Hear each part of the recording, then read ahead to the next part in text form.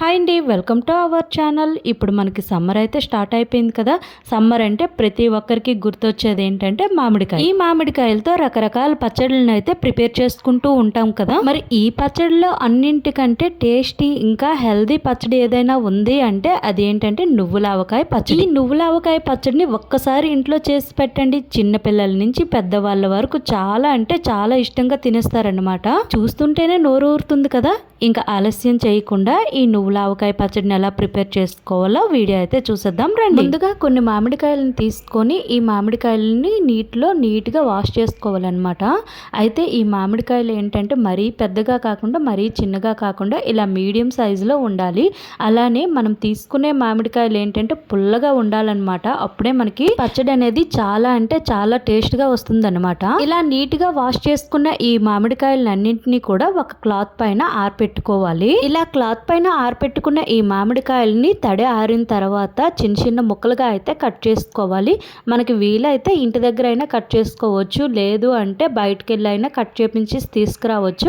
నేను ఇక్కడైతే కత్తిపేటతో చక్కగా నీట్గా చిన్న చిన్న ముక్కలుగా అయితే కట్ చేసుకుంటున్నాను అనమాట. ఇలానే ఈ మామిడికాయలన్నింటినీ కూడా చిన్న చిన్న ముక్కలుగా అయితే కట్ చేసుకోవాలి. ఇక్కడ మనకి చూసినట్లయితే మొత్తం కాయలన్నింటినీ కూడా నేను ఇలా ముక్కల్లో అయితే కట్ చేసేసాను. ఇప్పుడు ఈ ముక్కల్ని ఏం చేయాలంటే ఒక బౌల్లో వాటర్ తీసుకొని ఆ వాటర్లో ఈ ముక్కలన్నింటినీ కూడా నీట్గా వాష్ చేసుకోవాలన్నమాట. ఇలా వాష్ చేసుకునే ఈ ముక్కలన్నింటినీ కూడా ఒక పొడి క్లాత్ పైన ఆరపెట్టుకోవాలి. అలానే ఒక్కొక్క ముక్కగా తీసుకొని ఒక పొడి క్లాత్ తో ఈ ముక్కలన్నింటినీ కూడా తుడుచుకోవాలి. ఎందుకంటే మనం ఇక్కడ నిల్వ పచ్చడి చేస్తున్నాం కాబట్టి ఈ ముక్కలకైతే చుక్క నీరు కూడా ఉండకూడదు అనమాట. ఇప్పుడు ఈ పచ్చడిని మనం కప్పు కొలతలతో అయినా చేసుకోవచ్చు, లేదంటే కిలోల లెక్క కొలుచుకొని అయినా చేసుకోవచ్చు. మీకు రెండు కూడా వివరించి చెప్తాను. నేను ఇక్కడైతే కప్పుతో కొలుస్తున్నాను కదా. ఇక్కడ నాకు 4 కప్పుల దాకా ముక్కలు అయితే అయ్యాయి. ఇవే వెయిట్ లెక్క చూసుకుంటే 1 కిలో ముక్కలు అయితే అయ్యాయి అనమాట. ఇక్కడ నేను 1 కేజీ ముక్కలకేమో 100 గ్రాముల దాకా ఆవాలను అయితే తీసుకున్నాను. ఆవాలు ఎప్పుడూ కూడా మనము చిన్న ఆవాలను తీసుకోవాలి. ఈ పచ్చళ్ళకైతే చిన్న ఆవాలు చాలా టేస్ట్ గా ఉంటాయి అన్నమాట. ఇప్పుడు ఈ ఆవాలని మెత్తని పొడిలా అయితే ప్రిపేర్ చేసుకోవాలి. మనకి ఇక్కడ నువ్వుల ఆవు పచ్చడి కాబట్టి టేస్ట్ గా రావాలంటే 1 కిలో ముక్కలకి 1/2 కిలో దాకా నువ్వులను అయితే తీసుకోవాలి.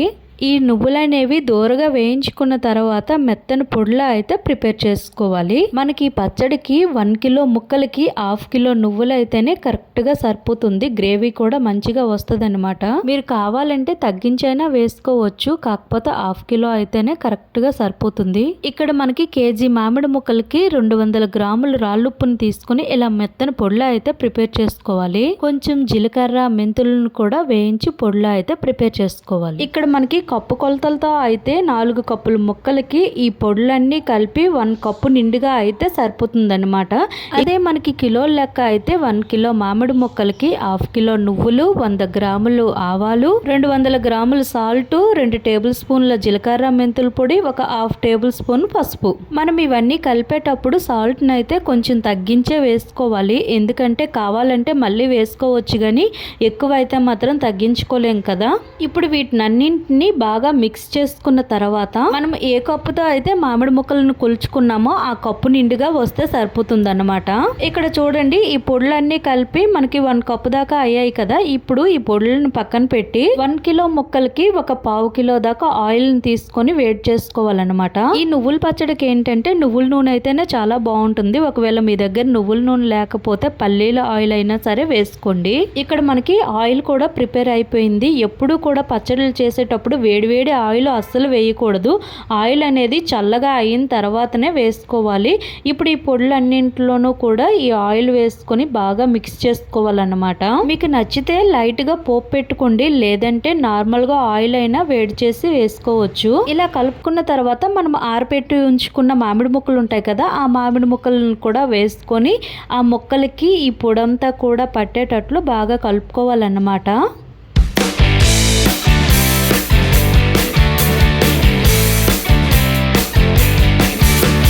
చివరగా ఇందులో పొట్టు తీసి పెట్టుకున్న వెల్లుల్లి రబ్బలను వేసుకొని మరోసారి కలుపుకోవాలి. కొంతమంది ఈ నువ్వులావ పచ్చడిలో అల్లం వెల్లుల్లి పేస్ట్ వేస్తూ ఉంటారు కదా, అస్సలు అల్లం వెల్లుల్లి పేస్ట్ వేయకండి. అప్పుడు మనకి నువ్వుల టేస్ట్ కాకుండా అల్లం వెల్లుల్లి పేస్ట్ టేస్ట్ మాత్రమే వస్తుంది. ఇప్పుడు ఒక ప్లాస్టిక్ డబ్బా తీసుకొని అందులో ఈ పచ్చడిని అంతా వేసి దీన్ని మూత పెట్టి ఉంచుకోవాలి. నెక్స్ట్ డే మళ్ళీ ఒకసారి కలుపుకోవాలి.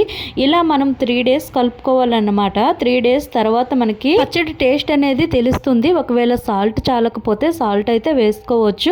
ఫస్ట్ మనం ఈ పచ్చడి టేస్ట్ చూస్తే మాత్రం చేదుగా అనిపిస్తుంది. ఎందుకంటే నువ్వులు ఆవాలు వేస్తాం కదా, అందుకనే చేదు అనిపిస్తుంది. కానీ 1 week తర్వాత చూస్తే మాత్రం అసలు టేస్ట్ భలే ఉంటుందన్నమాట.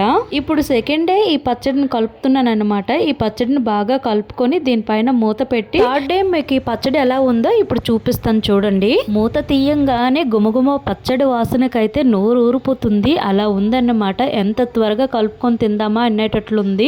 కాకపోతే మనకు 1 weekలో అయితే ముక్క బాగా ఊరుతుంది కదా, అప్పుడైతే పులుపు దిగుతుంది. చాలా టేస్ట్గా ఉంటుంది అనమాట. మనకి తినాలనిపిస్తే థర్డ్ డే కూడా తినేయొచ్చు, కాకపోతే అంత టేస్ట్ ఉండదు. ఇప్పుడు ఒక ఎయిర్ కంటైనర్ బాక్స్ తీసుకొని అందులో ఈ పచ్చడిని అయితే స్టోర్ చేసుకోవాలి. ఈ పచ్చడిని మనం ఫ్రిడ్జ్ లో కనుక ఉంచుకుంటే 1.5 year వరకు కూడా స్టోర్ ఉంటుంది. అదే బయట ఉంచామంటే మాత్రం 1 year వరకు స్టోర్ ఉంటుంది అనమాట.